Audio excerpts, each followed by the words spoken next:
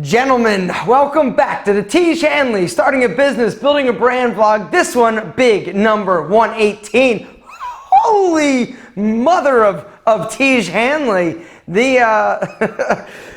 It worked. It worked so well, it is crazy how well it worked. All right, so last vlog I talked a little bit about the video that I filmed promoting the competitors, where I went to the drugstore and I basically tried to create the best cheap drugstore brand Tiege Hanley system. I tried to replicate the kit by finding the AM moisturizer, PM wash, scrub, eye cream, and serum. The total price for the kit was $105. And you know, and it was really just a great example. And I think the most powerful example and reason why it did so well, which we'll talk about in a second in terms of conversions, is the eye cream. I talked about Oil of Olay Regenerist eye cream, a product that I used long before Tiege Hanley, and it's a good product. But the level of quality of the Tiege Hanley eye cream, you know, is far superior to the Oil of Olay. Oil of Olay, easy for me to say. The Oil of Olay product retails for like $50, and the Tiege Hanley, to add that to basically a level 2 box, is $10. And it's just like, it's like mind-blowing, just the quality difference and the price difference. And so it was, I think, it was the best promotion we've ever run in terms of, from a, I guess it's hard to say it's the best ever, but from a coupon redemption conversion standpoint, it was the best video that we've ever done in a 24-hour window. And you know, it's sort of going to play out however it plays out in terms of, we'll see how it does long term. We've had some really good and successful promotions, but it like crushed anything else that we've done in the 24-hour window. And it's surprising, but it's not really surprising. And the main reason I did the video, and the reason I wanted to do that video, is because I wanted to showcase basically the difference in you know, people think, oh, you know, it's expensive or whatever, but when you really do the math, it's not that expensive. It's even less expensive in terms of Tiege Hanley versus the other guys when you think about the reason why these other companies are able to offer such a large volume of product for such a little bit of money. Not only are the active ingredients less in terms of quality, they add just a ton of water to make a fluid volume. And so there's the proportion of active ingredients, even if it's a decent ingredient, is super low compared to the giant volume of water that they add to the product to just add, you know, fluid volume, to make people think that, oh my gosh, I'm getting, you know, 27 ounces of eye cream or moisturizer or whatever it is. And so it's mainly water, and it's very little active ingredients. So the video absolutely crushed from a conversion standpoint. It did not crush from a view standpoint in terms of video views. And I kind of knew that that was going to happen. It was very targeted, it was very specific. And this is something that is always kind of the tough part, because, you know, from an influencer standpoint, a lot of companies, when they approach influencers, it's from a numbers standpoint. They want to see tons of views. And so what we have found out, and I found this out just from doing tons and tons of videos over the years, is that it is better to have a more qualified view, something that's much more targeted and focused, as opposed to just quantity of views. And what I mean by that is, you know that if somebody is watching that video that I did where I tested, you know, or presented the best cheap drugstore brand skincare products, you know that if they're watching, if they're choosing to watch that video, that they're interested to some degree in skincare. And so it's incredibly effective. Same sort of thing happened when I did a video just like that with Pete and Pedro. I went to the drugstore, I bought a bunch of cheap putties, and I styled my hair, I tested it, I said, yo, this one's decent, this one sucks, but I prefer this, and this is why. It was the #1 Pete and Pedro promotion I ever did as well. I mean, it just like, it was crazy. And so I think there's a business lesson in there. It's better to have more targeted, qualified traffic than just a volume of people in terms of video views. And so a lot of times what people end up doing in terms of influencers, they try to incorporate and bring in and blend a sponsorship or a promotion in with a topic that's just going to get a crazy amount of traffic. And it's a numbers game. If the video gets a ton of traffic, like I used to do this with Tiege Hanley promotions, right? Where it would be like, 5 ways, to read a woman's body language or something like that. You know that it's going to get really good views, and then I would slide in a funny way, a Tiege Hanley promotion. The video would crush in terms of views, but in terms of conversions and being effective as a promotion, it would be okay. If the video had a ton of views, it would be decent, but nothing, like nothing compared to what happened when I do these Tiege Hanley skincare specific, handsome specific, looking better specific videos. And I kind of learned this, I guess, at the end of last year. I had a video that I thought was going to crush for Tiege Hanley in terms of a promotion, lots of views, and it just didn't. And then I started getting more targeted and more specific about how I promote Tiege Hanley and making it more focused, understanding and getting my ego in check that, okay, prepare yourself. The video is not going to do astronomical numbers. I don't even know why I went on that tangent. Just to prove the point that targeted a lot of times is better than just quantity. If you can get both, amazing, but that is sometimes something you can't control. But the video promotion that I did for Tiege, talking about other products, showcasing and highlighting the benefits of Tiege and the value prop, it was a rock star. We are going to spend a little bit of money and boost it up as an ad because it was incredibly effective in terms of a conversion and promotional tool. But now let's get to the questions. First question comes from one of my tasty and delicious favorites at Chinese restaurants, Crab Ragoon, says, that's his screen name. Anyway. Hi Aaron, business question. I've always wondered where you went to college and what you studied. Has that experience helped you or not because of where you are today? Sorry, I'm probably butchering this. I'm entering college next year as a business student, finance major, and I've always wanted to become an entrepreneur. Yes, I went to the esteemed university, West Virginia University. I majored in business management, operations management specifically, a minor in marketing, and I also just had enough hours in community health promotion to get another minor in that. I think that it helped. I think college helped. I think so. I don't really know. It's such a tough question. Looking back, I think that it was good. I think that business management, having a business degree, is a solid foundation. You learn a little bit about a lot of stuff in terms of marketing. You learn a bit about accounting, about finance, about operational things. I think it was good. In terms of being a finance major, I think that's great.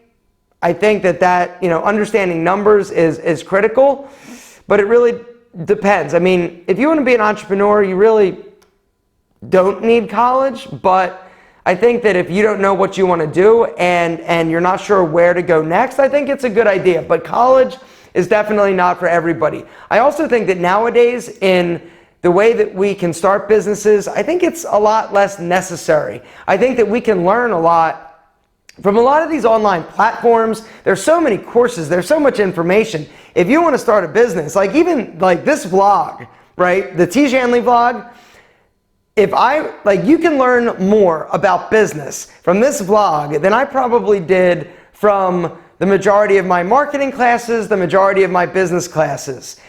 This is some seriously good information. But when I went to college, I didn't have this. When Kelly, Rob, our chemist, when we went to college, we didn't have this. If you want to be or do something very specific, if you want to be an accountant, if you want to be a pharmacist, if you want to be something very specific, an engineer, you need to go to college, right? You need to get your degree. You need to specialize in that skill set or that genre. But business and entrepreneurship is so all over the place. And the beautiful thing is that you don't need it. You don't need to go in order to be successful. But does it help? I think it probably does. Yes, it definitely helped me, I think. I don't know though. It's so hard to say. Everything I learned about business, I learned after I got out of college. Like, college is good for teaching you about, you know, like textbook things. Like, oh, do this, and this is a, you know, this is a balance sheet, and this is how you market, and this is this. But the real world has a way of smacking your ass in the face and telling you, yo, stupid, all that stuff you learned is nice, it's pretty, it's cute, but here's how it really works.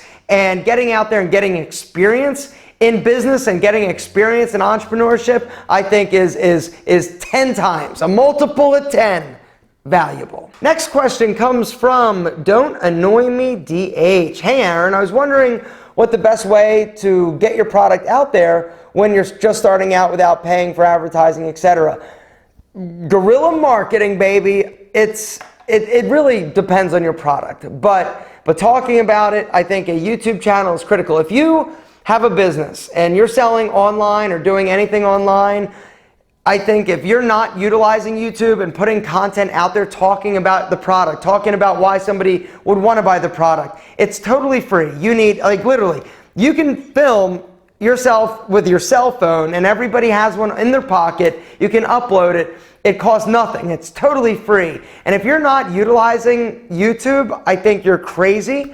In terms of like Facebook and other social media, you know, platforms, I'm not as big of a fan. I also don't use them as much. But I think YouTube you're crazy if you don't use it. Now, you can always reach out to influencers, or if there are people in your space that you think would be interested in your product. But the truth is if it's a big influencer, if it's somebody who is a leader in the industry that you're trying to get into, chances are free is not going to come. But if there's somebody that is valuable enough to your business, or you think they could make that much of an impact, it might be something where you partner with them and give them some equity.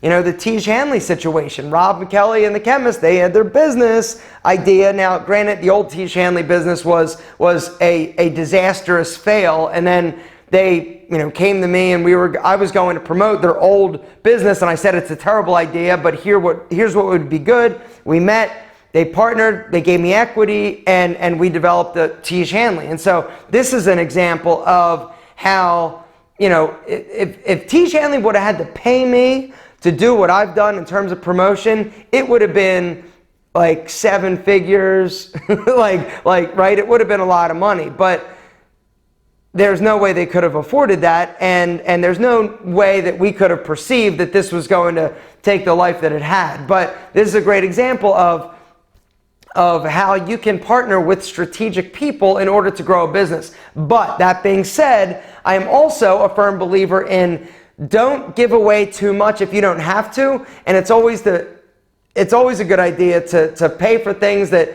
you should pay for. That doesn't make any sense. Pay for things, like, perfect example. When I was starting my website, I Am Alpha M, I didn't have a lot of money, and I decided to give away equity to certain people to get the business up and running, and the developer, the project manager, the designer, like, I gave people equity when I really probably shouldn't have given equity, and I should have just paid them, because it's a skill that you can just pay for, right? But, you know, hindsight's 20/20. You know, now I know that. Back then I didn't, and back then I probably didn't have the pockets and wasn't willing to risk it. And so, you know, it wasn't a bad partnership, and they're great guys, and I love them, and I think they're awesome, but I gave away more than I should have. But back then I didn't know enough. So if you can,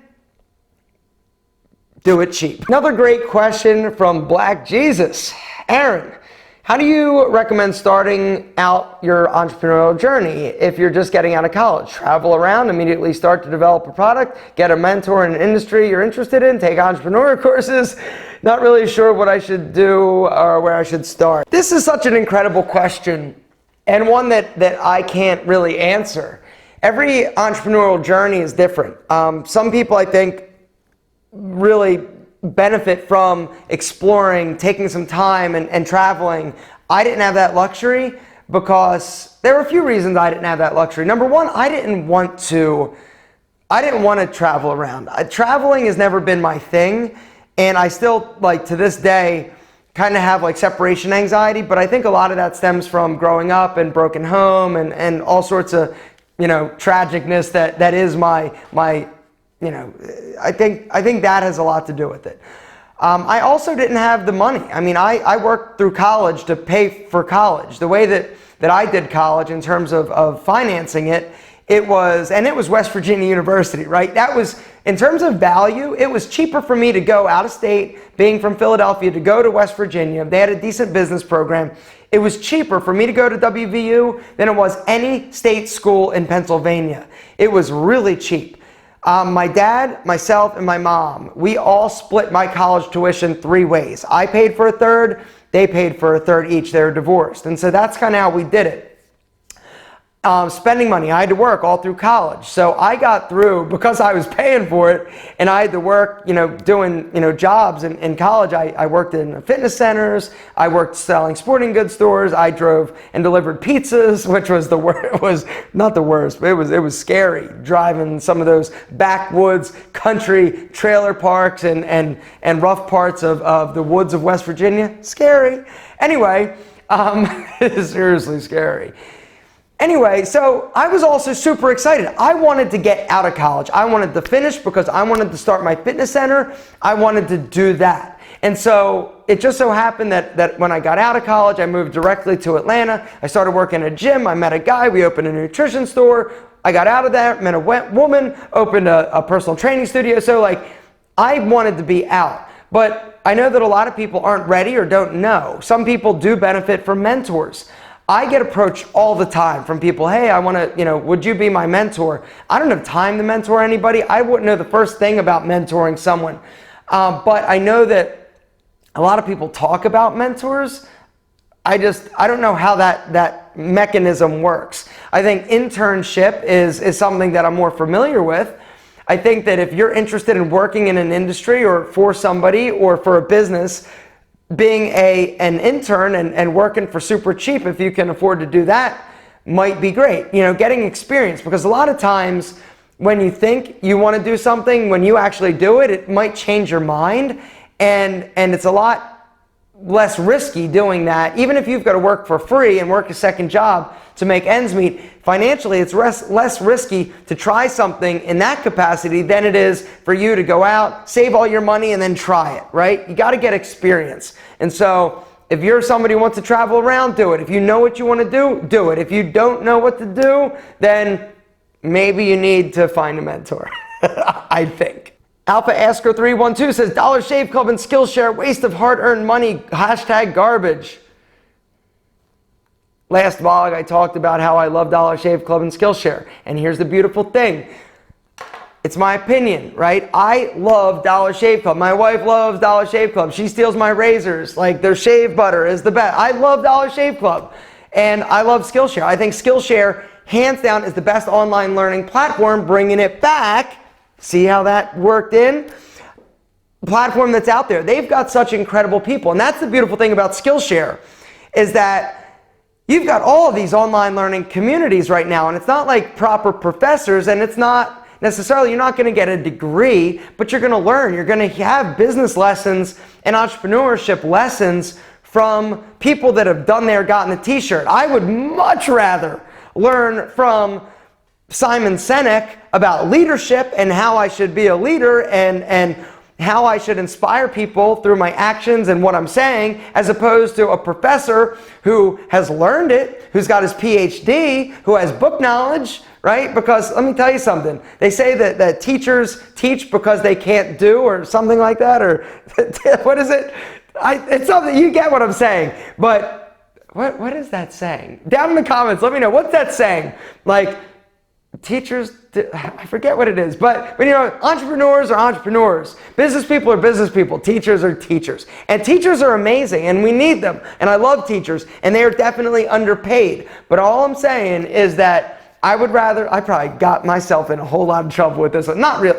You understand what I'm saying. I want to learn from somebody who has been out there, who's been in the trenches, who has hit all those speed bumps, who has failed. I want to know their story. I want to hear their process. I want to hear what they have to say because I'm going to get more value. The way that I learn, I've got to do things and I've got to screw it up, or I've got to succeed. You tell me all the right ways and this and that, I've got to experience it myself. And so having somebody that I respect in the respective area, I think is invaluable to hear their story and to hear what they went through. And so to our friend who doesn't like Dollar Shave Club or Skillshare, suck it, I do. What do you want to bet he actually has never used Dollar Shave Club or Skillshare? I'm not saying, I'm just saying. Next question. There are so many great questions that I'm not able to get to, or this would be an hour long.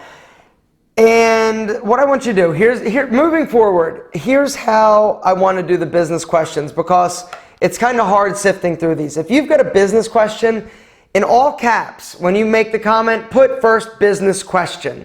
That way I can sort of hone in on those and go through, and it's going to be a little bit easier for me. Also, guys, if you're down there in the comments and looking, if you see a business question, if you thumbs up the ones that you like, and I'll try to go basically in order from the ones that got the most questions or the most thumbs up to, down. And so that would make things easier. The last one I'm going to get to today is from a live coaching. He says, "Hey Alpha, how did your research and development start for Tiege Hanley? How much did you spend? How did you meet people to actually start making the product? For example, let's say that I want to make hair shampoo. I know what makes a good shampoo. However, I'm clueless when it comes to manufacturing shampoo.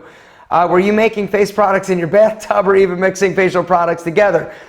We started because we have our chemist, and one of the team members and the partners of Tiege Hanley is a chemist who has all the chemistry stuff and the centrifuges and the ovens, and he's got everything at home and the raw ingredients to make and develop products. And so we have somebody on our team. And so how much did we spend? We gave him equity in the company. The chemist is part of Tiege Hanley.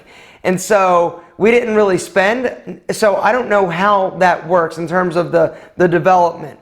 I do know that you can, if you have here's how I would probably start if I were you. I would find your favorite shampoo. What do you like about it? What you don't like about it?